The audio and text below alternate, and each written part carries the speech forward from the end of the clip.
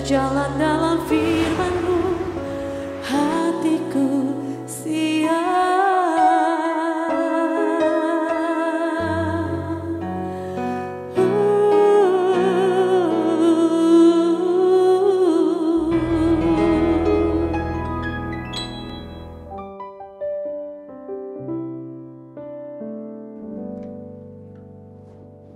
Salam, God Lover yang dikasihi oleh Tuhan Yesus. Senang boleh kembali bersama saudara dalam program Rise and God. Saudara-saudara yang dikasihi oleh Tuhan Yesus, setelah sepanjang hari ini kita beraktivitas, ada banyak hal yang kita alami. Mungkin ada hal-hal yang menjadi beban dalam pikiran kita, mengganggu hati kita untuk bisa beristirahat. Hal terbaik yang bisa kita lakukan adalah datang kepada Tuhan, menikmati hadirat Tuhan, dan menyerahkan semua beban itu kepadanya. Karena Tuhan Yesus sudah berjanji kepada kita semua, marilah kepadaku semua yang letih lesu dan berbeban berat, aku akan memberi kelegaan kepadamu. Sungguh sebuah janji yang membuat kita senantiasa punya pengharapan. Mari kita datang kepada Dia dalam doa. Bapa di surga, kami ucap syukur anugerah-Mu memberi kami kesempatan yang begitu besar memposisikan hidup kami sebagai orang-orang yang dilayakkan untuk menghampiri tata kasih karunia-Mu. Kami tidak perlu takut dimurkai atau ditolak karena jaminan kami adalah korban Kristus yang sempurna. Bapa, kami membawa semua pergumulan hidup kami saat ini, hal-hal yang membebani pikiran dan hati kami. Bapa, kami sangat percaya di dalam Engkau kami akan mengalami kelegaan, mengalami pertolongan. Ada hal-hal yang ajaib yang akan Tuhan kerjakan sehingga kami tidak perlu terbebani dengan masalah-masalah itu berlarut-larut. Ada waktunya di mana Tuhan akan menyelesaikan semua masalah-masalah kami. Bapa, ini kami persembahkan kurban syukur kami dalam nama Tuhan Yesus Kristus. Amin.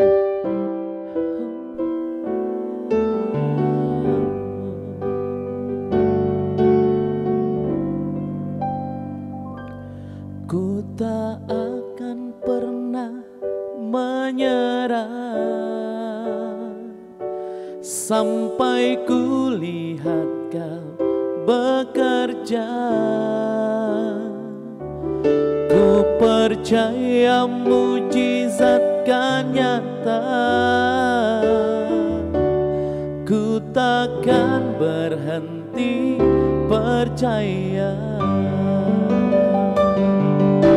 Haleluya.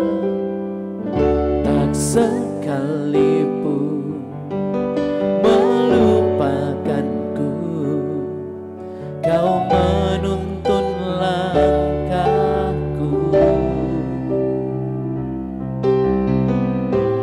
Ku tak pernah sendiri, Kau tak tinggalkanku. Tak sekalipun melupakanku, Kau menuntun langkahku. Ku tak pernah sendiri, Kau tak tinggalkanku.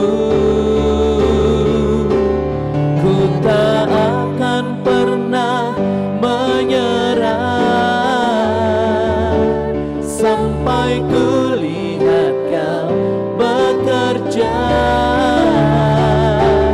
Ku percaya mujizat kan nyata.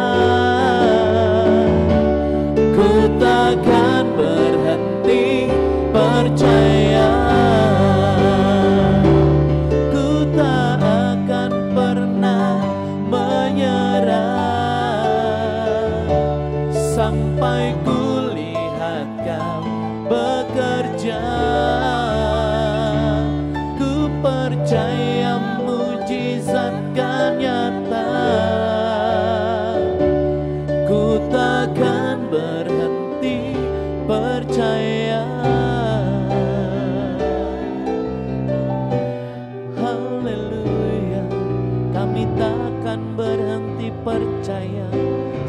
Kau Allah yang kami percaya. Kami butuhkan Engkau Yesus, sebab kami percaya mujizat masih ada bagi setiap kami Tuhan yang berharap, yang mengandalkan Kau Yesus.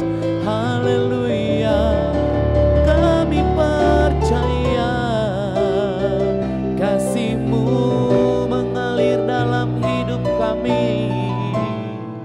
Kau layak diagungkan, kami mau setia sampai akhir melayani Tuhan. Haleluya, haleluya. Ku mau setia sampai akhir melayani seumur hidupku, sampai ku dapatkan mahkota kehidupan di dalam kerajaan-Mu. Ku mau setia sampai akhir melayani seumur hidupku, sampai ku dapatkan mahkota kehidupan di dalam kerajaan-Mu.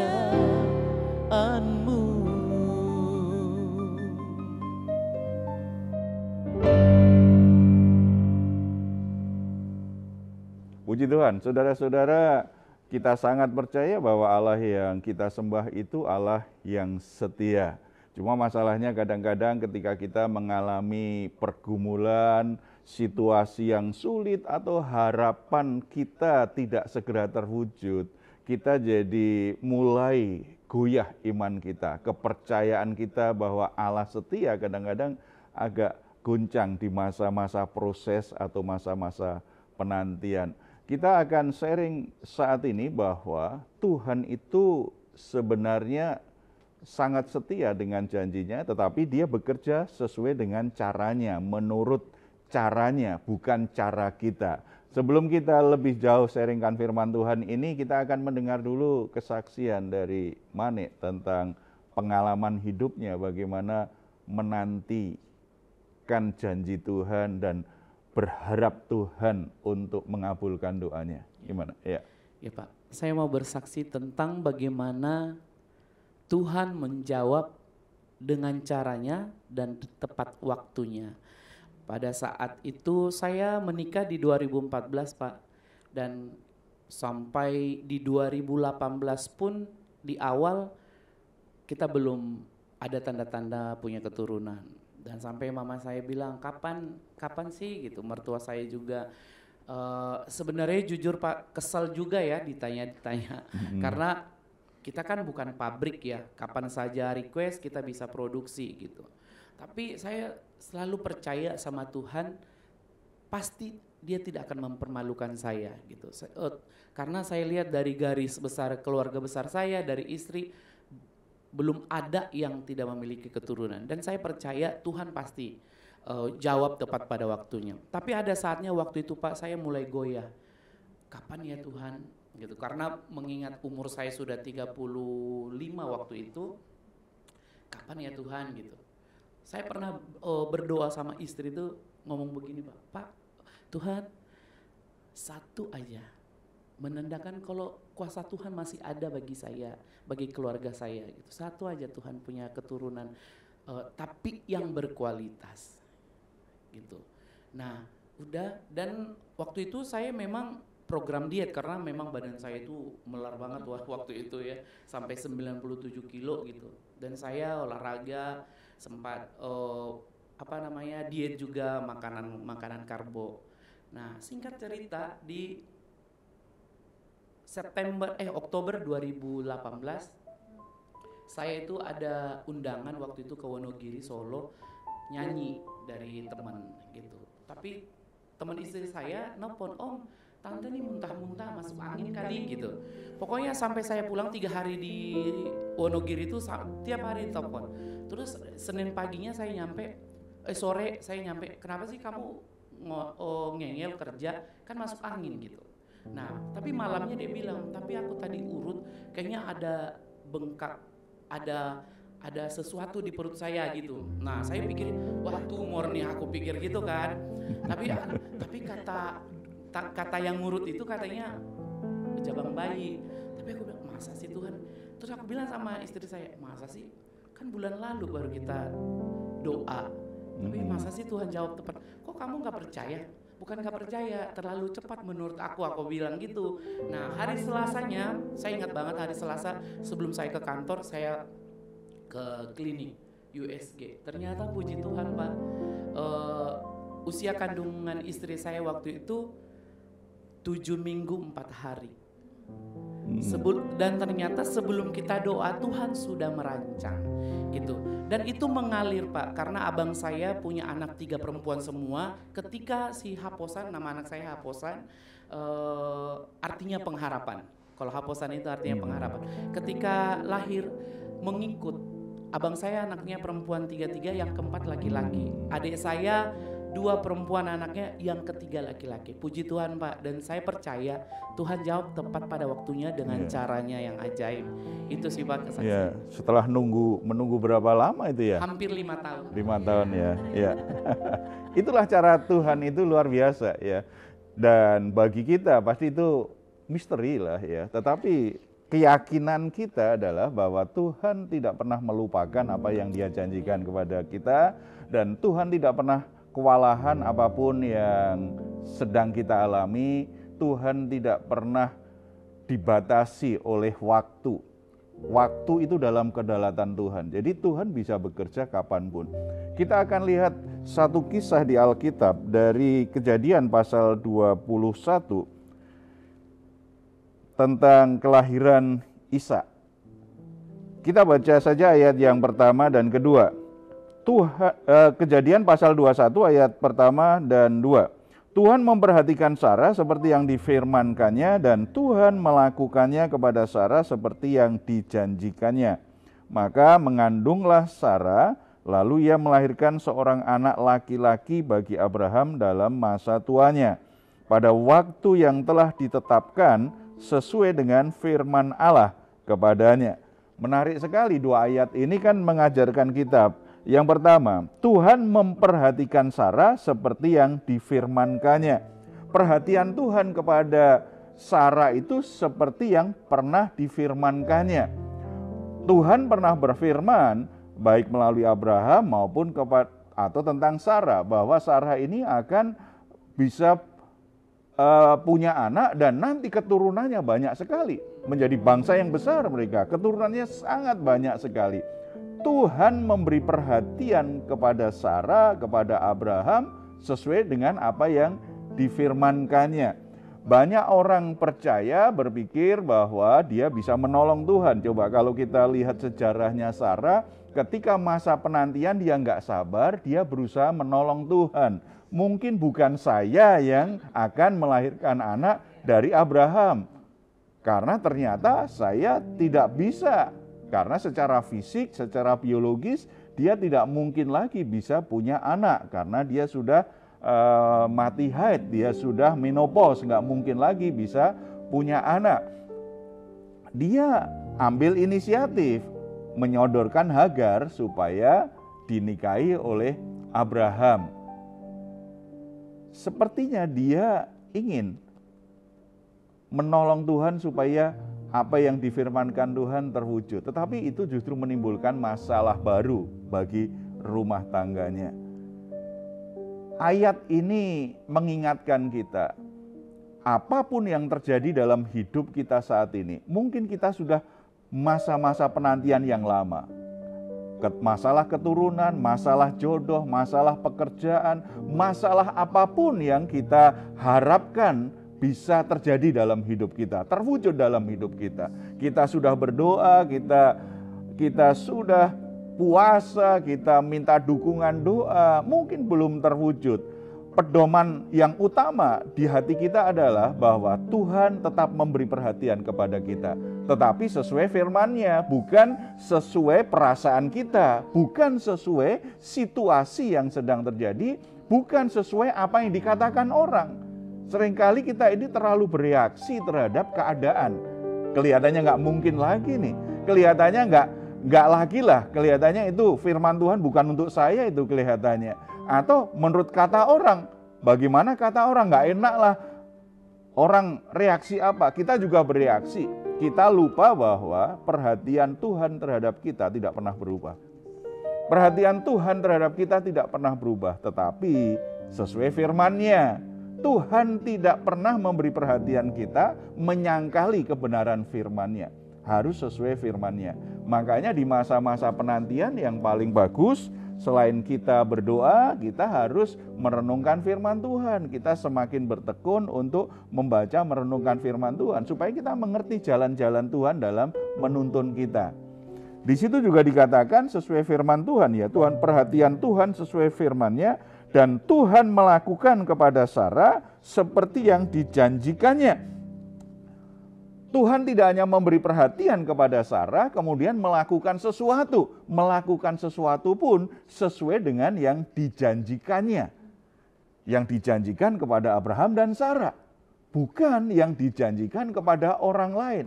Dengan kata lain, Tuhan itu sudah memberi jatah kepada setiap orang sesuai dengan rancangannya. Setiap orang itu akan Tuhan percaya dengan apa? Setiap orang itu dipercaya Tuhan dengan sesuatu. Satu sama lain berbeda. Janji Tuhan kepada satu orang dengan yang lain kan berbeda. Janji tentang bangsa yang besar, keturunan yang begitu banyak, hanya diberikan kepada Abraham. Kepada orang lain Tuhan berjanji yang lain. Walaupun sama-sama tentang keturunan. Berarti Tuhan itu melihat pribadi kita itu sebagai pribadi yang unik, berbeda dengan yang lain. Tuhan berfirman, Tuhan berjanji kepada kita, itu unik. Banyak masalah terjadi dengan iman kita, dengan perasaan kita, dengan suasana hati kita. Karena ini kita cenderung untuk mengukur hidup kita berdasarkan apa yang dialami orang lain. Kita mengukur berkat Tuhan atas diri kita berdasarkan berkat yang diterima orang lain.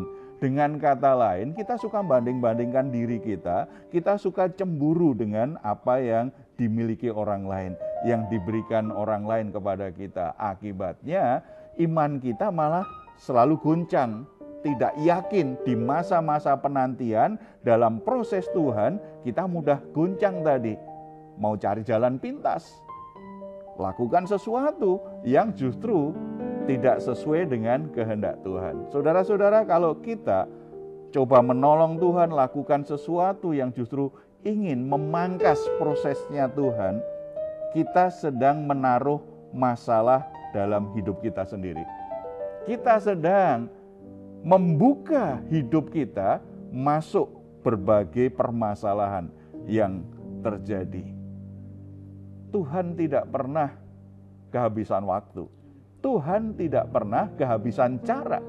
Tuhan tidak pernah kewalahan untuk menolong kita. Dan ini yang terjadi dengan Sarah. Kalau kita baca ayat yang kedua kan. Maka mengandunglah Sarah, lalu ia melahirkan seorang anak laki-laki bagi Abraham dalam masa tuanya. Coba perhatikan, pada waktu yang telah ditetapkannya, sesuai dengan firman Allah kepadanya. Kembali, ini ditekankan. Sarah mengandung di masa tuanya, di masa di mana tidak mungkin lagi seorang perempuan bisa mengandung. Di saat di mana mungkin orang sudah berhenti berharap, bahkan mungkin sudah lupa dengan doanya. Ini kita ingat misalnya kisahnya Zakaria dan Elisabet kan. Tuhan mengabulkan doanya di masa tuanya, pada saat mereka sudah nggak berharap lagi. Tetapi Tuhan ternyata tetap memberikan mujizat kepada Elisabet bisa hamil di masa tuanya pada saat tidak mungkin lagi. Ini yang terjadi dengan Sarah. Sesuai dengan waktu Tuhan. Tuhan punya jadwal dalam hidup kita itu. Kalau Sarah kita tahu, kalau Elizabeth kita tahu karena memang dia harus hamil dan melahirkan anak yang namanya Yohanes, kemudian kita kenal sebagai Yohanes Pembaptis, punya misi Tuhan untuk apa? Menyiapkan jalan bagi kedatangan Yesus, bagi Sang Mesias. Tuhan punya waktu tersendiri bagi Abraham dan Sarah. Kapan mereka punya anak, dan waktu Tuhan pasti waktu yang paling tepat bagi mereka. Kisah tentang Abraham yang punya anak di masa tuanya, Sarah yang punya anak di masa tuanya, itu menjadi kesaksian iman yang luar biasa bahwa setiap manusia, setiap kita orang percaya tidak pernah kehabisan yang namanya pengharapan. Tuhan tidak pernah kewalahan untuk menggenapi janjinya dalam hidup kita, untuk melakukan pekerjaannya dalam hidup kita. Kalau kita saat ini punya sesuatu, kita punya keturunan, kita bisa menikah, kita punya pekerjaan, punya usaha yang baik, kita selalu diingatkan bahwa Tuhan bekerja dengan caranya yang ajaib. Tuhan punya cara yang tidak terbatas untuk kita. Tetapi bagi saudara-saudara yang saat ini mungkin sudah merasa seperti Sarah, nggak mungkin lagi aku bisa punya anak. Atau mungkin masalahnya bukan sekedar keturunan, masalah masa depan. Nggak mungkin aku punya masa depan yang baik nih, pekerjaanku begini-begini saja. Nggak mungkin ini, aku juga punya usaha juga cuma begini-begini saja. Atau mungkin ada yang merasa sudah nggak mungkin lah, apapun yang terjadi pokoknya bisa makan aja untung. Mungkin sampai berpikir seperti itu karena sepertinya nggak ada pengharapan lagi. Kisah ini mengingatkan kita, jangan pernah membunuh pengharapanmu sendiri di hatimu. Karena kalau Tuhan punya rencana, kelemahanmu, keterbatasanmu tidak pernah membatasi kuasa Tuhan bekerja. Ada keajaiban, ada mujizat bisa terjadi. Bagi Abraham dan Sarah, ketika dia ingat anaknya, Ishak, dia selalu ingat, ini adalah anugerah, ini adalah mujizat, ini adalah perbuatan ajaib Tuhan. Makanya kita lihat mereka bersukacita. Sarah bersukacita luar biasa atas kelahiran anak itu. Tuhan ingin dari hati kita mengalir lewat mulut kita puji-pujian sukacita menjalani hidup ini. Oleh sebab itu jangan berhenti berharap, jangan menyerah dengan keadaanmu, tetap percaya Tuhan sanggup menolongmu, Tuhan sanggup melakukan mujizat dalam hidupmu sesuai waktunya, sesuai dengan firman-Nya. Yang perlu kita lakukan apa? Tetap jaga hati, percaya, berharap, dan hidup sesuai dengan firman-Nya.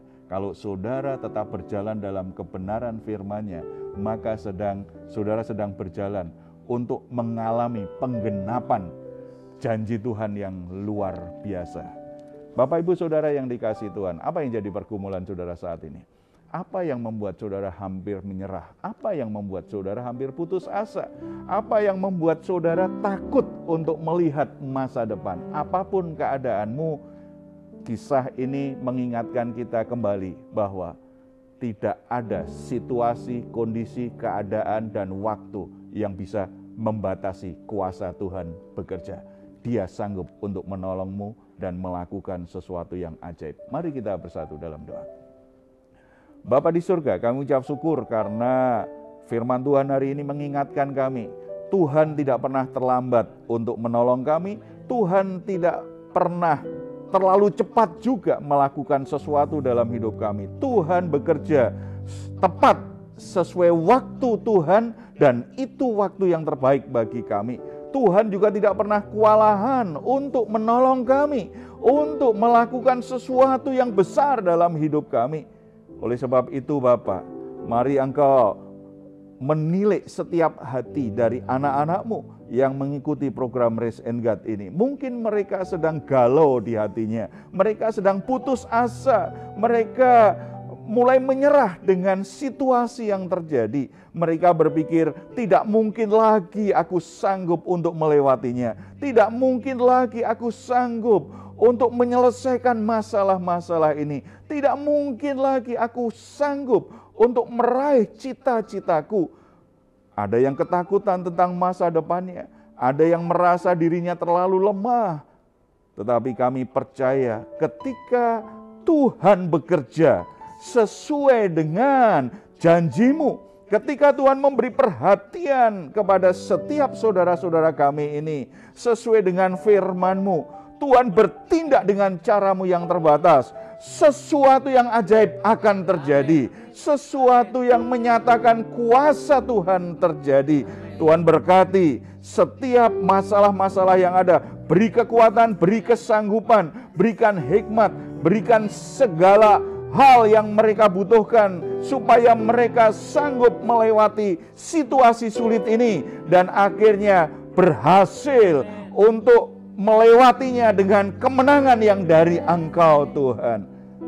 Kerjakan perbuatan-Mu yang penuh keajaiban itu menjamah kehidupan setiap saudara-saudara kami ini, Tuhan. Nama-Mu dipuji, dimuliakan. Sukacita yang mempermuliakan Engkau akan keluar dari setiap mulut yang menyadari betapa luar biasanya perbuatan tangan Tuhan dalam hidup kami semua. Terima kasih, nama-Mu dipuji dalam nama Tuhan Yesus Kristus. Amin. Puji Tuhan, saudara-saudara jangan pernah menyerah dengan keadaan apapun, tetap percaya kuasa Tuhan tidak pernah dibatasi kelemahan maupun waktu yang kita anggap terlambat. Kalau saudara saat ini membutuhkan dukungan doa, silahkan untuk menghubungi nomor telepon yang tertera di layar saudara. Tim doa kami akan mendukung saudara dalam pergumulan-pergumulan saudara apapun keadaanmu. Tetap percaya, tetap berharap Tuhan masih memberi perhatian, Tuhan masih mau, dan Tuhan sanggup untuk menolongmu. Kalau ingin memberikan komentar, silahkan menuliskannya di ruang komentar yang ada di channel Diaspora TV. Kami tunggu. Mazmur 4 ayat 8 sampai 9. Engkau telah memberikan sukacita kepadaku lebih banyak daripada mereka ketika mereka kelimpahan gandum dan anggur. Dengan tentram aku mau membaringkan diri lalu segera tidur. Sebab hanya Engkaulah ya Tuhan yang membiarkan aku diam dengan aman. Puji Tuhan. Selamat malam, selamat beristirahat. Tuhan Yesus memberkati kita semuanya. Salam. Ku setia sampai akhir, melayani seumur hidupku, sampai ku dapatkan mahkota kehidupan di dalam kerajaan-Mu.